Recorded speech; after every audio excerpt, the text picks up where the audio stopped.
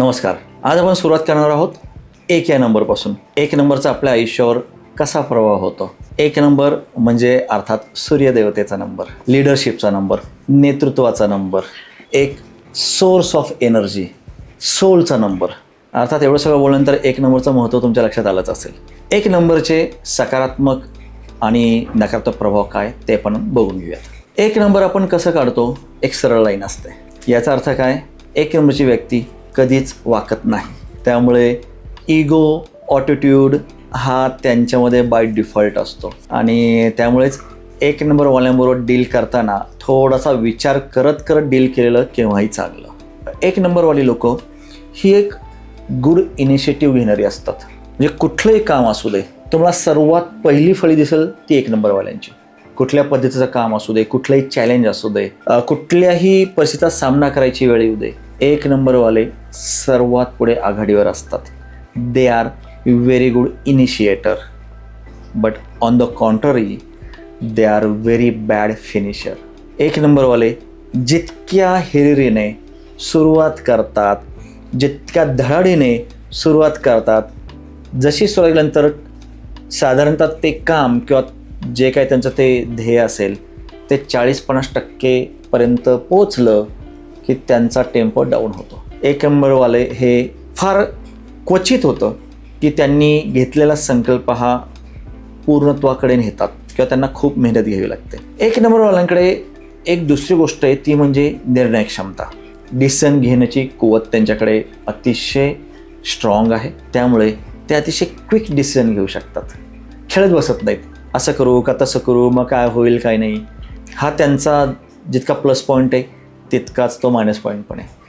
कारण कधीकधी घाईघाईत घेतलेला निर्णय हा त्यांना त्रासदायक सुद्धा ठरतो. एक नंबर म्हणजे जेव्हा आपण म्हणतो सूर्याचा नंबर, तर सूर्य म्हणजे काय, केंद्रस्थान संपूर्ण आपल्या सूर्यमालाचं. तर अर्थात सूर्याकडून एनर्जी इतर सर्व ग्रहांना मिळते. ऑब्वियस आहे, एक्झॅक्टली त्याच पद्धतीनं एक नंबरवाल्यांना केंद्रस्थानी राहायला आवडतं.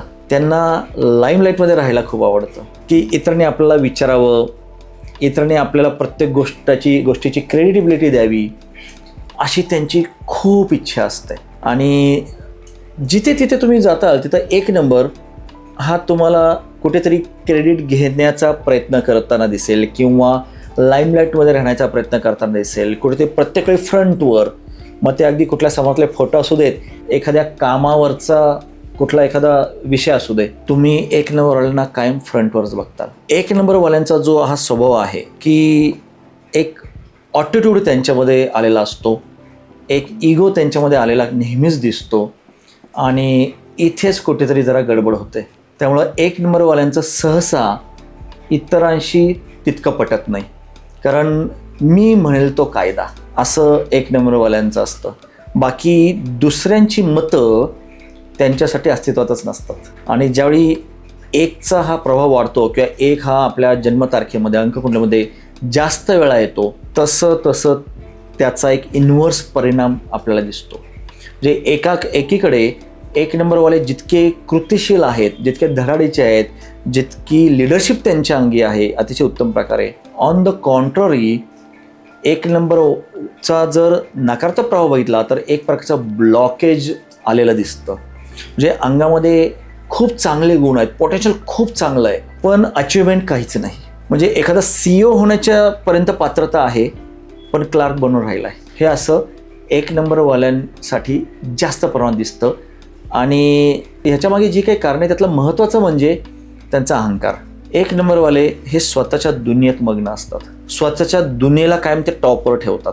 त्यांच्यामध्ये जी फ्लेक्झिबिलिटी पाहिजे ती अतिशय अभावाने दिसते. त्यामुळं जिथे कुठे टीमवर्क येतं तिथं एक नंबरवाले जर असे मागे पडतात. कारण त्यांच्याकडे नेतृत्व गुण खूप चांगले आहेत, पण जी संघ कामगिरी करायची आहे, जी सगळ्यांना घेऊन बरोबर पुढे जायचं आहे, तिथे ते थोडे वीक पडतात आणि त्याच्यामुळेच आयुष्यात कुठेतरी ते मागे राहतात, अंगी खूप चांगले गुण असून सुद्धा. दुसरी गोष्ट, आपल्या धडाकेबाज व्यक्तिमत्वामुळे, परखड मतं मांडण्यामुळे, पुन्हा एकदा मोडेन पण वाकणार नाही अशा एक स्वभावामुळे इतरांची मनं खूप दुखावल्या जातात. इगो असतोच. इगोचे खूप काही प्रकार आहेत. म्हणजे इगो असला म्हणजे तो व्यक्ती वाईटच असं काही नाही आहे. मी स्वतःला बदलणारच नाही हा सुद्धा इगोचाच एक प्रकार आहे. आणि एक्झॅक्टली आपल्याला पुढे जायचं असेल तर आपल्याला स्वतःच काम करावं लागतं, स्वतःलाच बदलावं लागतं. आणि एक्झॅक्टली 1 नंबरवाले इथेच अडकतात. ते म्हणतात मी हवं ते करायला तयार आहे, हवं ते काम करेन, पाहिजे तेवढे कष्ट करेन, पण मी स्वतःला बदलणार नाही. व्हाय शुड आय? समोरच्यानी बदलावं, मी का बदलू? आणि ह्या एकाच गोष्टीमुळं 10 पैकी 7 तरी मी म्हणेन, जे माझा इतक्या वर्षांचा अभ्यास आहे, की 70% 1 नंबरवाले आयुष्यात कुठेतरी मागे राहतात, खूप चांगलं पोटेन्शियल असून सुद्धा. 1 नंबरवाले स्पिरिच्युअल पण आहेत, त्यांच्याकडे अतिशय छान असं आध्यात्मिक कनेक्शन पण आहे. कारण शेवटी सूर्याचा नंबर आहे. सूर्य म्हणजे एनर्जीचा सोर्स. सगळ्या जगाला ऊर्जा कुठून मिळते? सूर्याकडनं मिळते. अगदी त्याच पद्धतीनं हे सगळीकडे आपली ऊर्जा प्रसारित करतात. 1 नंबरवाल्यांना तुम्ही इग्नोर नाही करू शकत. म्हणजे सगळे लोक बसलेत आणि तिथं जर 1 नंबरची एंट्री झाली की त्याचा जो ऑरा आहे, त्यांचा जो इम्पॅक्ट आहे, तो इमिडिएटली सगळ्या वातावरणाला बदलून टाकतो. त्यामुळे मी असं म्हणेन की 1 नंबरवाले जे आहेत, तुम्हाला एक विशेष वरदान पण मिळालेलं आहे.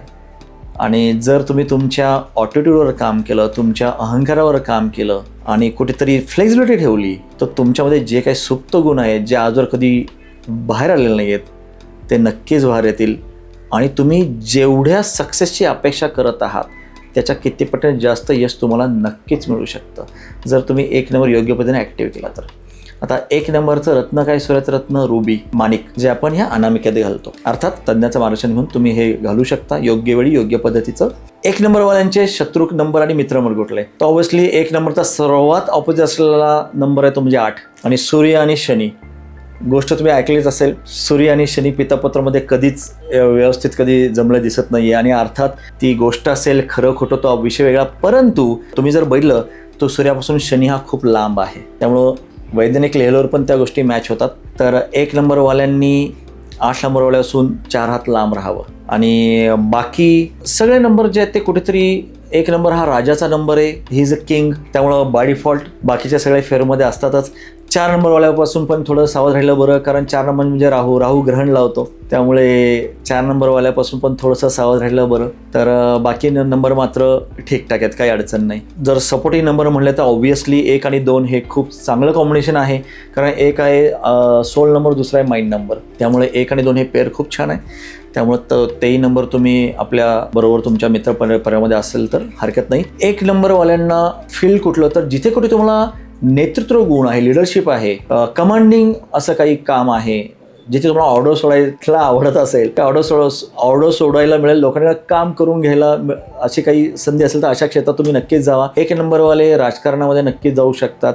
इवन रादर राजकारण ज्यांचा प्रांत आहे त्यांना 1 नंबर ॲक्टिवेट करणं हे गरजेचंच आहे. विदाऊट ॲक्टिवेशन ऑफ नंबर 1 राजकारणात सक्सेस मिळणं ऑलमोस्ट अशक्य आहे. त्यामुळे त्या लोकांनी 1 नंबर हा ॲक्टिवेट करणं गरजेचं आहे. 1 नंबर हे एक चांगले ॲडमिनिस्ट्रेशनमध्ये जाऊ शकतात, एक्झिक्युटिव्ह ऑफिसर चांगले बनू शकतात आणि ऑब्व्हियसली बिझनेसमध्येही ते पुढे जाऊ शकतात, प्रोव्हाइडेड त्यांच्यामध्ये कन्सिस्टन्सी नाही आहे. हा एक ड्रॉबॅक आहे 1 नंबरवाल्यांचा. ते धरसोड ही प्रवृत्ती जरा आढळते, म्हणजे काही दिवसांपर्यंत ते अतिशय चांगल्या पद्धतीने करतात, नंतर एकदम ते ड्रॉप होतील, नंतर परत चालू करतील, ड्रॉप होतील. लॅक ऑफ कन्सिस्टन्सी हा एक फार मोठा ड्रॉबॅक 1 नंबरवाल्यांमध्ये दिसतो. तर त्याच्यावर जर त्यांनी काम केलं तर 100% 1 नंबरवाल्यांना कोणीही अडवू शकत नाही सक्सेस मिळाल्यापासून. आणि त्याचबरोबर रविवार हा दिवस आहे, तर तुम्ही रविवारच्या दिवशी सूर्याची उपासना करू शकता. आणि मी जनरली सांगतो रोज सूर्यनमस्कार करा,